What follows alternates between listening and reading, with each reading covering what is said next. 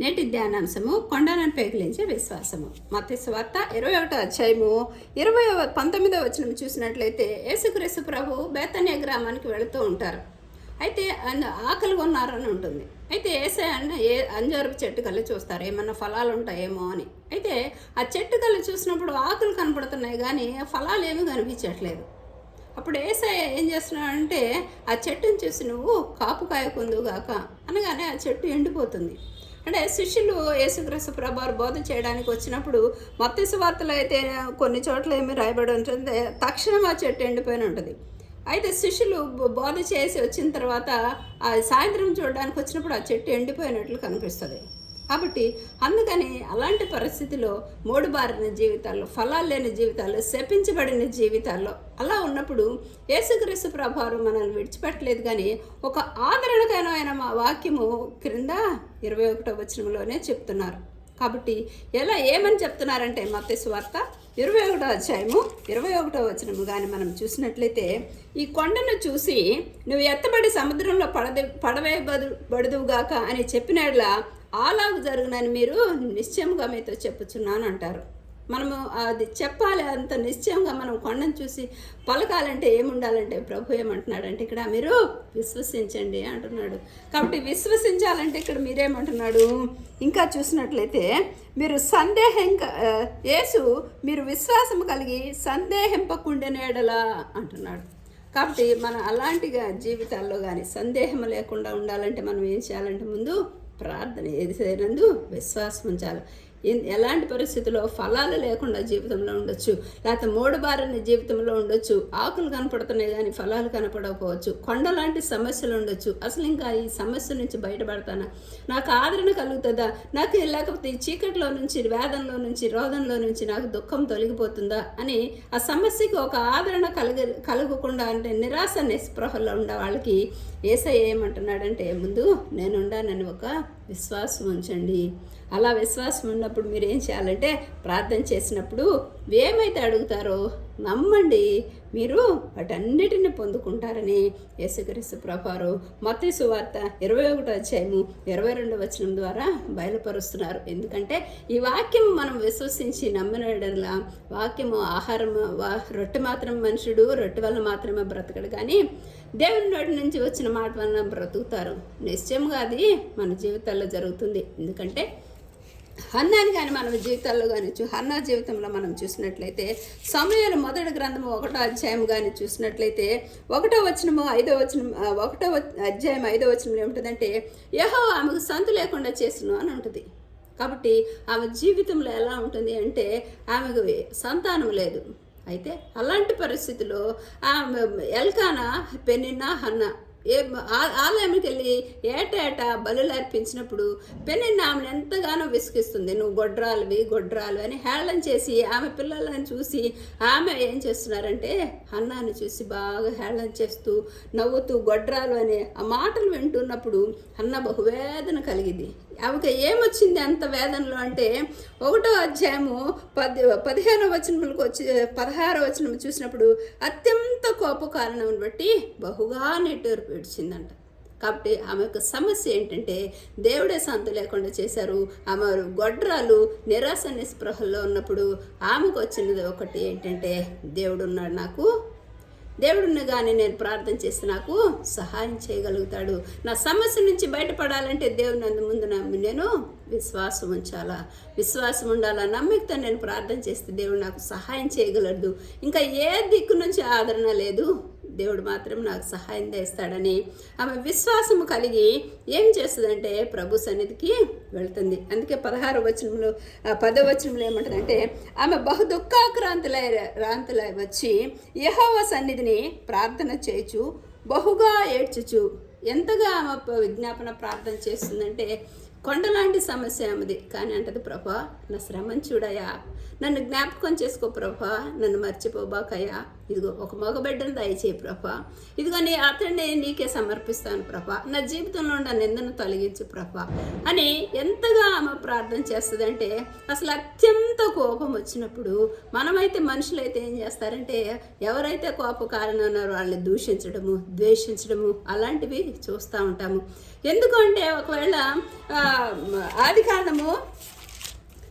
ఆదికాండంలో చూసినప్పుడు మనము రాహేలుని చూస్తూ ఉంటాము.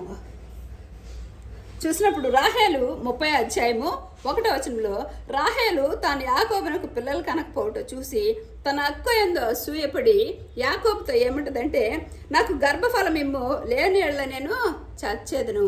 కాబట్టి అక్కడ రాహేలు ఏం చేస్తుందంటే, ఆమెకున్న సమస్యగా ఆమె కూడా గర్భఫలం లేదు. అయితే ఆమె దేవుని వైపు చూడట్లేదు, మనుషుల వైపు చూస్తూ ఉంటుంది.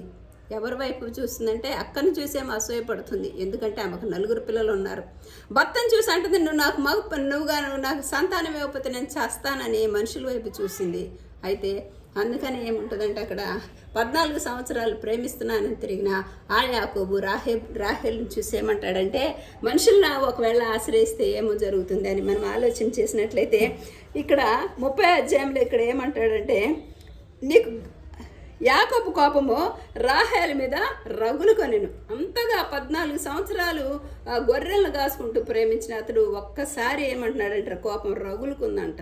కాబట్టి ఏమంటున్నాడంటే, రగులు కొనగా నేను గర్భఫలము ఇయ్యక నేను దేవునికి ప్రతిగా ఉన్నానా అని వెంటనే ఏమంటున్నాడంటే ఆమె మీద బహుగా కోపం చూపిస్తున్నాడు. కాబట్టి కొండ లాంటి సమస్య ఉండొచ్చు, ఎలాంటి సమస్య ఉండొచ్చు. దేవునికి వెళ్ళినప్పుడు అదే సమస్యలో హన్నా అయితే ఏం చేస్తుందంటే, దేవుని సన్నిధిలో ఎంతగా ప్రార్థన చేస్తుందంటే, ప్రభు సమూయేలు 1వ అధ్యాయము 15వ వచనం లాంటిది, నా ఆత్మను యెహోవా సన్నిధిలో కుమ్మరించుచున్నాను.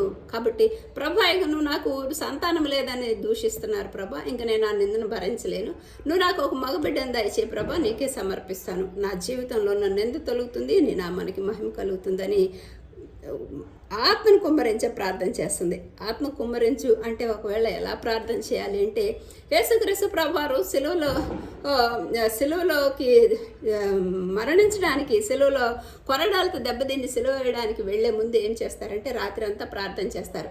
తండ్రి, ఈ గిన్నె నా ఎదురు నుంచి తొలగించుము ప్రభా, అయినా నీ చిత్తమే, నా చిత్తము కాదు అని 3 సార్లు 6 గంటలు కంటిన్యూస్గా యేసుక్రీస్తు ప్రభువారు బాధపడతానే ఉంటారు. సిలువలో యేసయ్యకి తెలుసు ఎన్ని కొరడ దెబ్బలు పడతారో తెలుసు, చీలలు కొడతారని తెలుసు, హృదయంలో ప్రక్కల బల్లెపోటు పొడుస్తారని తెలుసు, వీపంతా దున్నబడుతుందని తెలుసు. అలాంటి పరిస్థితులు వేసి అంటాడంటే, ప్రభా తండ్రి, ఈ ఆత్మను నీ చేతికి అప్పగిస్తున్నాను. ఒకవేళ దాని నుంచి తప్పిపోయాను అనుకో, రక్షణ తప్పిపోయింది ప్రభా. నీ చిత్తమైతే నేను ప్రభా నీకు సమర్పించుకుంటున్నాను, నీ చిత్తమైతే తొలగించి గిన్నెనని వేదన పడి చెమట రక్త బిందువులో నేలపడుచున్న గొప్ప రక్త బిందువుల వలె అని ఉంటుంది. కాబట్టి అంతగా చెమట రక్తం కారే అంతగా యేసయ్య ప్రార్థన విజ్ఞాపన చేస్తాడు తండ్రికి, అంత విరోధనలు. అలాగే హన్నా కూడా ఉంటుంది. అత్యంత కోపం వచ్చినప్పుడు ప్రభా ఆత్మను కుమ్మరిస్తూ ఉంటుంది. అప్పుడు ఏలి వచ్చి అక్కడ యాజకుడు వచ్చి యాజకుడు ఏమంటాడంటే, హన్నా, యెహోవా ఇశ్రాయేలు దేవునితో నువ్వు చేసుకున్న మనవి ఆయన దయచేయను కాక అని చెప్పగానే, అలాంటి విశ్వాసం అంటే కొండలాంటి సమస్య దేవుని దగ్గరకు వచ్చింది. దైవ సేవకుడు ఏలి అనే యాజకుడు వచ్చి అంటున్నాడు, దేవుడు నీకు దయచేయడానగానే ఆమె విశ్వసించింది. దేవుని విశ్వాసం ఉంచింది, యాజకుడు చెప్పిన మాట విశ్వాసం ఉంచి ఆమె దేవునికి కృతజ్ఞతాస్తుతులు చెల్లించి ప్రార్థన విజ్ఞాపన ముగించి ఉపవాసం ముగించి దుఃఖం కూడా మానేసి ప్రభువుని స్తుతించుకుంటూ వెళ్ళింది. కాబట్టి అలాంటి కొండలాంటి సమస్య కానీ మన జీవితంలో ఉన్నప్పుడు ప్రభు ఉన్నాడనే ముందు అసలు ప్రభు మనకు సహాయం చేస్తాడు. అసలు దేవుడు మనకు ఉన్నాడు, యేసయ్య మనకు ఉన్నాడు, మన కోసమే మన రక్షణగా సెలవులో రక్తం కార్చాడు. కాబట్టి మన కోసం అంతగా సెలవులో రక్తం కార్చిన యేసయ్య మనకి సమస్యలను తొలగించలేడా అని మనం కూడా మన జీవితాల్లో ఎప్పుడైనా ఒక్కసారి అంత సమస్యలో నిరాదరణలో ఫలాలు లేనప్పుడు మోడుబారిన జీవితాల్లో ఇక ఆదరణ లేని పరిస్థితుల్లో యేసయ్య అంటున్నాడు, ఆ సమస్యని యేసునామములో ఆ సమస్యను పలకండి, నేను తొలగిస్తాను అంటున్నాడు. కాబట్టి ఆమె ఎప్పుడైతే ఆ విజ్ఞాపన ప్రార్థన చేసిందో దేవుడు ఆమెని జ్ఞాపకం చేసుకుని మగపిల్లోడిని సమూయేలుని అనుగ్రహిస్తారు. అయితే ఆమె ఏమంటుందంటే, సమయాలు 2వ అధ్యాయం రెండో అధ్యాయంలో నా హృదయం హన్న విజ్ఞాపన ఇలాగూ చేసిన నా హృదయం యెహోవాను సంతోషించుచున్నది, యెహోవాను నాకు మహాబలము కలిగిను, నీ వలన రక్షణ బట్టి సంతోషిస్తున్నాను. కాబట్టి అన్న యొక్క దేవుని నామాన్ని కొండలాంటి సమస్యని దేవుని సన్నిధిలోకి తీసుకెళ్ళినప్పుడు ఆ సమస్య తొలగిపోయింది. దేవుని నామాన్ని బహుగా ఆమె మహిమపరిచింది. ఎంతగా మహిమపరిచిందంటే లోదరన్ చర్చి లో మార్టిన్ లోదర్ ఒక ఆరాధన క్రమం ఇచ్చినప్పుడు ఆ లోదరాన ఆరాధన ఆదివారంలో ఆరాధన క్రమాన్ని అనుసరిస్తారు. అలాగే ఈ హన్న చేసిన 2వ అధ్యాయంలో విజ్ఞాపన ప్రార్థన ఏ విధంగా కృతజ్ఞత స్తుతులు చెల్లించిందో యూదులు కూడా దానిని ఆరాధన క్రమంగా చదువుకొని బైబిల్ ధ్యానానికి వెళతారు. కాబట్టి ఈ విధంగా కొండలాంటి సమస్య వచ్చినప్పుడు ఒకవేళ అలాంటి మీరు విడిచిపెట్టబాకండి, నేను ఉండానని ఒక ఆదరణ, విశ్వాసము, నమ్మిక ఉంటే నేను మీకు సహాయం చేస్తానని ప్రభు మనకి బయలుపరుస్తున్నారు. ఈ వాక్యం ఆశీర్వదించబడిగా. ఆమేన్.